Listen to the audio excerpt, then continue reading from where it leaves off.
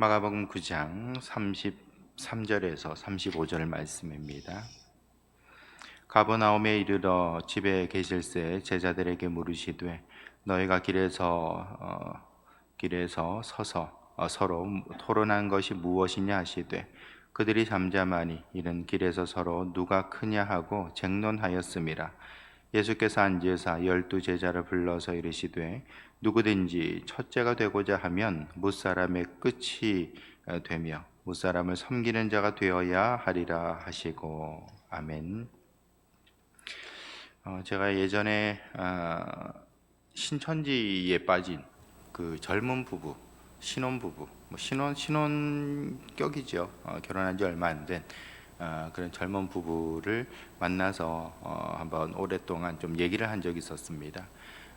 제가 직접 아는 사람들은 아닌데 저희 교구에 있던 그 젊은 성도의 친구인 거죠. 여자분이 친구여서 내 친구가 신천지에 빠진 것 같은데 목사님께서 한번 좀 얘기를 좀 해달라 해서 만나게 됐던 것이죠. 그 부부가 같이 왔어요. 와서 남편은 이제 그 신천지에 조금 덜 빠졌다고 그래야 될까요? 그렇고 이제 이제 아내는 굉장히 이제 심하게 이렇게 좀 빠진 그런 경우였습니다. 그래서 이제 신천지는 비유풀이라 그래가지고 성경을 또는 요한계시록을 자기들의 어떤 그 입맛에 맞게 이제 비유적으로 푸는 거죠. 성경은 이제 여러 가지 어떤 그 의미를 갖다 부여해서 이렇게 저렇게 돌려서 그렇게 이제 특정 사람을 이제 자기들의 어떤 그 신이다, 성령이다, 메시아다 이런 식으로 이제 설명을 해 나가는 그런 방식을 씁니다. 그래서 언제나 그렇죠. 비유라는 게 그렇잖아요. 이쪽에서 보면은 밝은 면이고 저쪽에서 보면 어두운 면이고 이쪽에서 보면은 이렇게도 해석되고 저쪽에서 보면 또 저렇게도 해석되는 게 비유기 때문에 그쪽에서 얘기하는 걸 제가 하나하나 짚어가면서 이건 그런 의미가 아니라 이런 의미다. 14만 4천이라는 게 그런 의미가 아니라 이런 의미도 된다. 이렇게 저렇게 쭉 설명해 줬어요. 이게 쭉 하다 보니까 한 4시간 반 정도 그 정도 이렇게 같이 얘기를 하게 됐는데 일종의 토론이 된 거죠. 성경 어떻게 해석을 하느냐, 너희들은 왜 그렇게 보느냐, 정통교회에서는 이렇게 해석을 한다, 이렇게 또 풀 수 있다라고 얘기를 해준 겁니다. 근데 결국에는 제가 볼 때 그 뒤에 이제 제가 소식을 못 들었기 때문에 그분들은 아마 신천지에서 나오지는 않았을 것 같다, 그런 생각이 듭니다.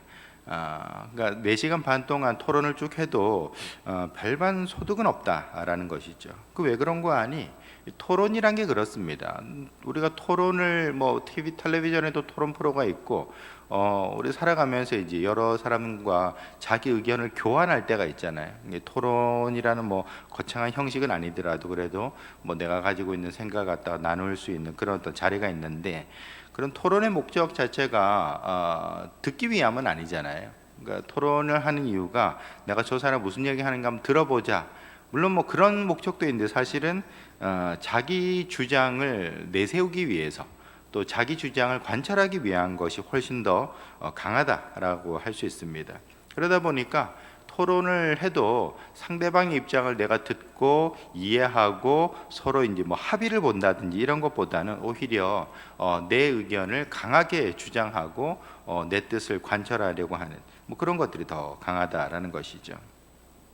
토론 자체가 나쁜 건 아닙니다. 사람과 사람 사이에 토론을 해서 서로의 입장을 이해를 하고 또 서로 이해관계가 다르잖아요. 나는 이렇게 해야 이익이고 저 사람 저렇게 해야 이익이다면 그럼 어느 중간 지점을 하나 이렇게 확인을 해서 이쯤에서 우리가 서로 합의를 하자, 타협하자 이런 어떤 합의를 도출하는 데 있어서 토론이라는 게 참 중요합니다.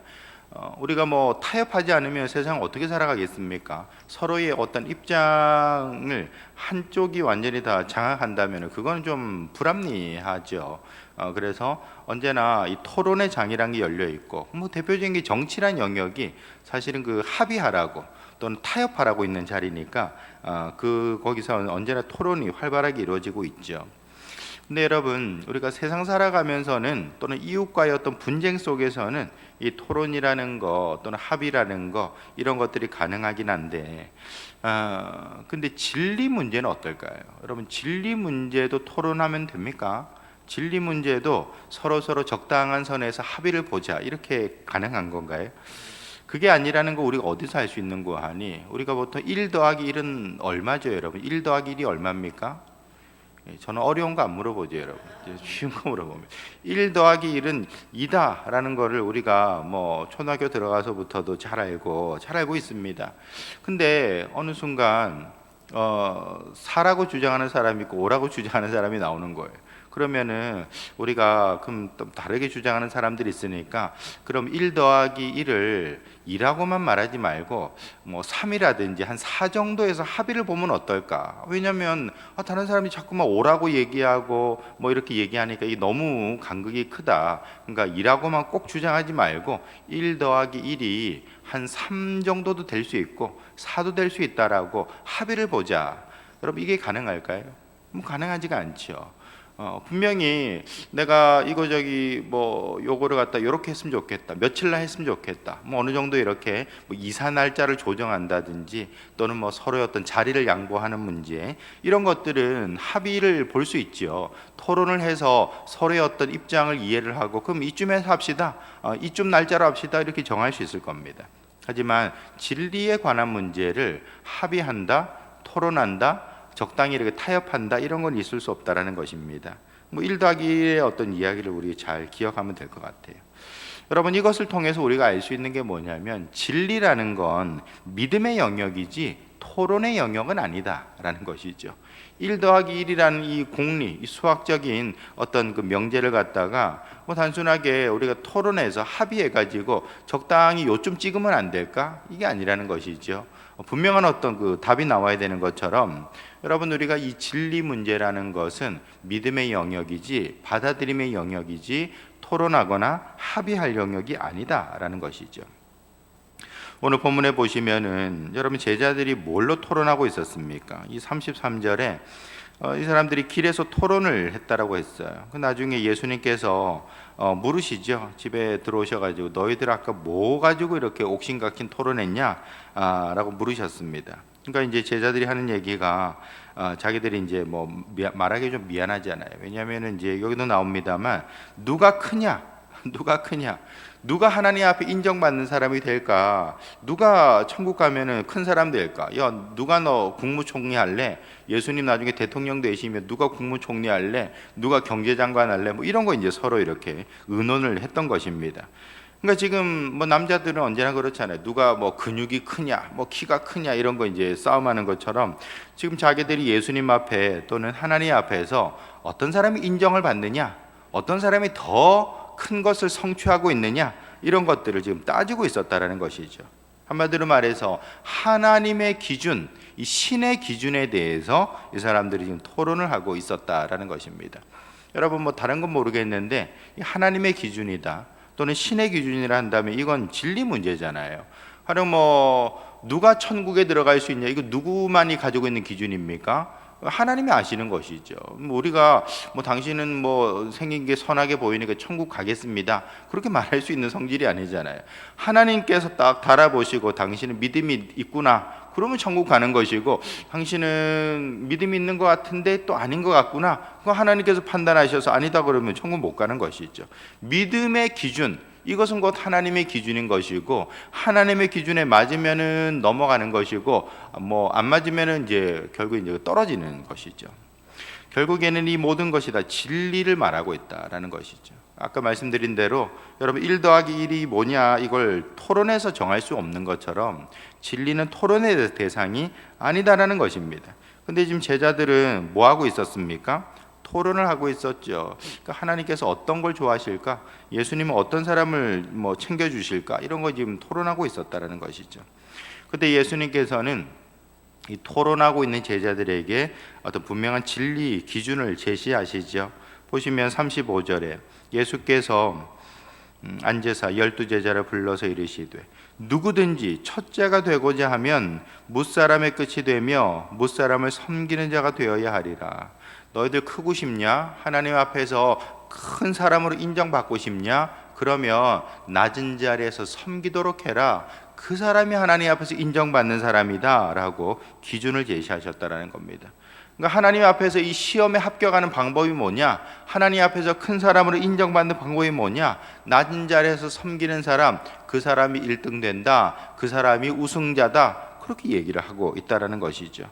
기준을 아주 명확하게 제시를 하고 있는 겁니다. 이 기준을 어떻게 하나님과 토론해서 되는 게 아닙니다. 하나님 너무 과도합니다, 너무 힘듭니다, 조금 낮춰주세요, 바꿔주세요, 불리합니다, 이렇게 따질 게 아니고요. 이것은 하나님의 기준은, 즉 진리는 믿어야 되는 것이고 받아들이면 된다라는 것입니다.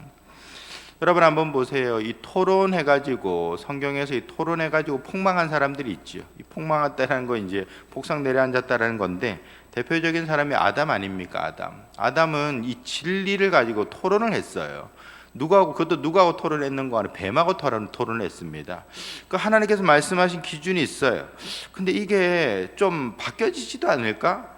죽는다 그러기는 했는 것 같은데 죽을지도 모르는 그 정도로 좀 낮춰지지 않을까? 그리고 저걸 먹으면은 내 눈이 좀 밝아져서 어떻게 좋아지지 않을까? 그걸 뱀하고 토론을 하는 겁니다. 그리고서는 결론을 내려 한번 먹어봐도 되겠다. 그리고서는 이제 하나님의 말씀을 어기게 됐던 것이죠.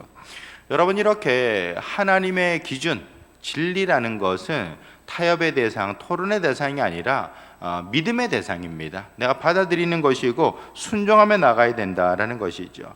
여러분, 다른 것이 들어올 여지가 없어요. 그죠? 하나님의 말씀이 선포되면은 아멘 하면서 따라가면 되는 것이고 믿기만 하면 되는 것이지, 이거를 하나님 왜 세우셨을까? 하나님의 깊은 뜻이 뭐지? 그러면 그 뜻에 비춰서 이걸 이렇게 좀 바꿔도 되지 않을까? 꼼수를 부릴 필요가 전혀 없다라는 것이죠. 여러분, 백부장을 보세요. 예수님께 찾아와서 자신의 그 종의 병을 고쳐달라 했던 백부장, 그가 말하는 게 이건 아닙니까? 예수님 말씀만 해주십시오. 그래, 내가 말씀한다. 너희 종 이제 나을 거다 하니까 믿음 가지고 그냥 갚버리지 않습니까? 다른 게 필요 없어요. 말씀 받았으면 아멘 하고서 갚버리면 되는 겁니다. 주님의 말씀이 떨어졌기 때문에 모든 것이 말씀대로 되리라 그런 확신하고 나갔다라는 것입니다. 이게 바로 믿음인 것이죠. 그걸 예수님 각서 하나 또 써주시면 안 될까요? 아니면 진단서 하나 내주시면 안 될까요? 그런 게 아니라 그저 말씀만 하시옵소서. 그래, 네 종이 나았다라고 이제 얘기해 주시니까 그냥 그거 믿고 돌아갔던 것처럼 우리는 예수님 앞에서 이 진리를 가지고 타협할 것이 아니라 우리는 믿음을 가질 수 있어야 된다라는 것입니다. 디도서 3장 9절에 보시면 어리석은 변론과 다툼을 피하라. 이것은 무익하고 헛되다라고 했습니다. 무익하고 헛되다. 여러분, 토론은 밖에서 하는 거고요. 교회 안에 와서는 믿음을 가질 수 있도록 힘써야 되는 것이죠. 저와 여러분들이 토론이 아니라 믿음을 가질 수 있는 그런 복된 성도들 될 수 있기를 예수님의 이름으로 축원합니다.